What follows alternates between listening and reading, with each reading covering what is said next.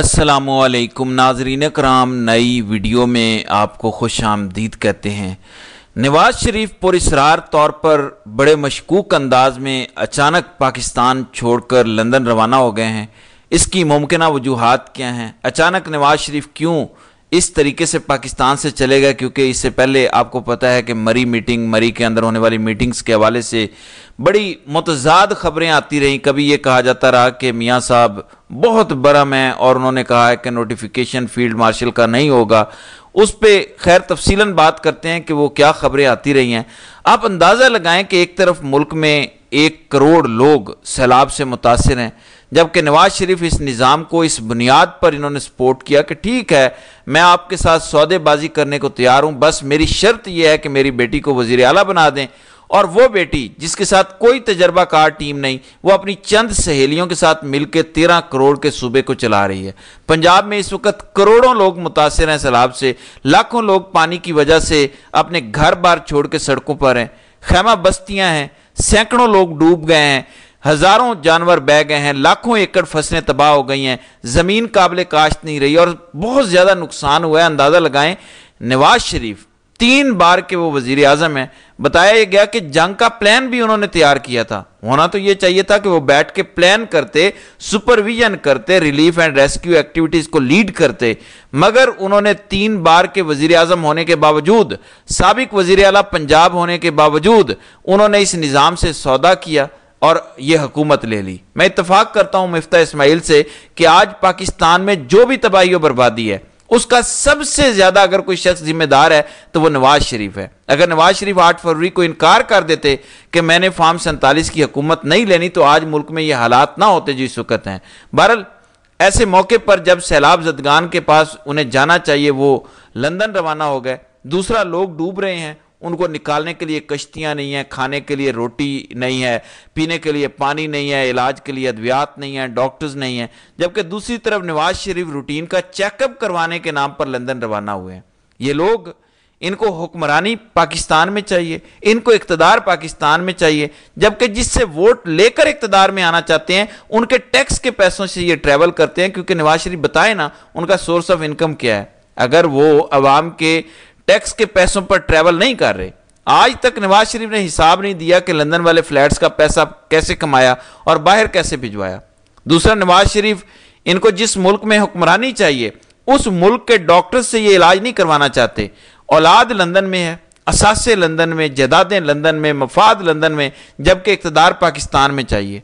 तो क्या बात है, क्या कहने हैं नवाज शरीफ के। खैर, नवाज शरीफ खामोशी से चले गए, अचानक गए और बड़े पुरअसरार तौर पर गए हैं। इससे पहले जो स्टोरीज आ रही थी, फ़हीम अख्तर मलिक ने जो स्टोरी ब्रेक की, असदुल्ला खान ने की कि मियाँ नवाज शरीफ इस वक्त एक खुद साख्ता कैद में हैं।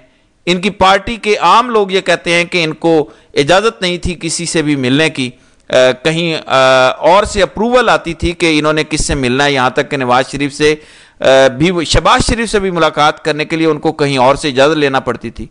ये मामलात उस वक्त ज़्यादा ख़राब हुए जब पिछले दिनों ये खबरें आना शुरू हुई कि नवाज शरीफ मान नहीं रहे नोटिफिकेशन के हवाले से। अच्छा, नोटिफिकेशन वाले मामले में मैं पहले बता चुका हूं कि नोटिफिकेशन के हवाले से कन्फ्यूजन है।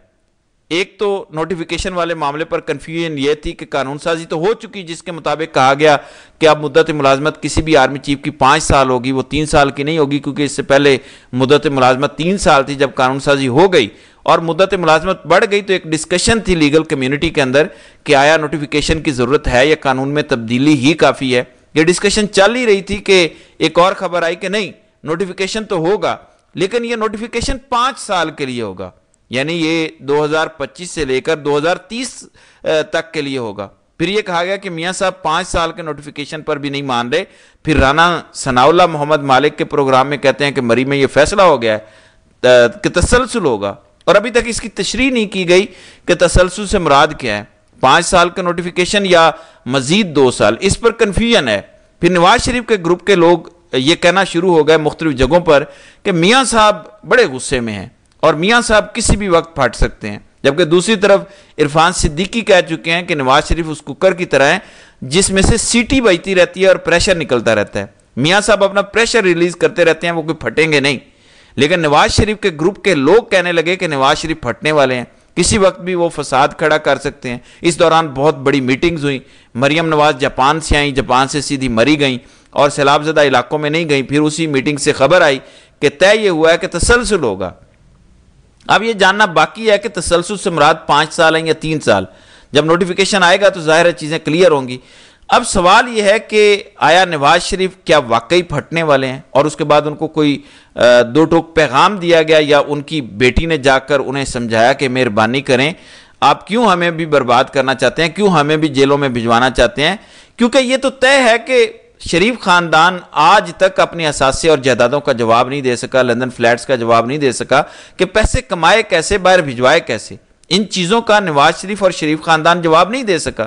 یہ جو کہا جاتا ہے کہ نواز شریف پھٹ پڑیں گے، کیوں پھٹیں گے؟ نواز شریف اپنی سیٹ ہار گئے تھے، اپنی دونوں سیٹیں ہار گئے تھے، ڈاکٹر یاسمین راشد سے ہار گئے تھے، مریم نواز مہر شرافت علی سے ہار گئی تھی، شہباز شریف اپنی سیٹ ہار گیا تھا، حمزہ شہباز ہار گیا تھا۔ آپ 17 سیٹر پارٹی ہیں، آپ کو اقتدار پر مسلط کیا گیا، آپ کی کرپشن لوٹ مار کے کیسز ختم کیے گئے۔ نواز شریف جب پاکستان واپس آئے وہ اشتہاری تھے، فراری تھے، مفرور تھے، بھگوڑے تھے، پاکستان کے اداروں کو مطلوب تھے۔ شہباز شریف کو جب وزیر اعظم بنایا گیا، اس وقت شہباز شریف اور حمزہ شہباز پر فرد جرم عائد ہونی تھی۔ تو آپ یہ کیسے کہہ سکتے ہیں کہ نواز شریف یہ کر دیں گے، وہ کر دیں گے؟ یہ تو اپنی سیٹ ہارے ہوئے ہیں، ان کو تو مسلط کیا گیا اس ملک پر۔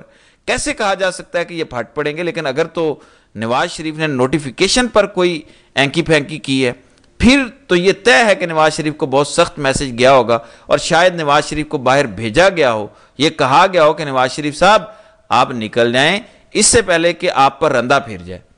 پہلے آپ نے دیکھا کہ جب بنگلہ دیش سے مناظر آئے تھے، جب بنگلہ دیش کے سٹوڈنٹس نکلے اور انہوں نے حکومت کا تختہ الٹا تھا، تو خاصا خوف پھیل گیا تھا، اور میرا خیال ہے اس وقت بھی نواز شریف شاید باہر چلے گئے تھے۔ پھر اس سے پہلے جب سری لنکا کے مناظر آئے، اس وقت ان کے اندر بڑا خوف پھیلا۔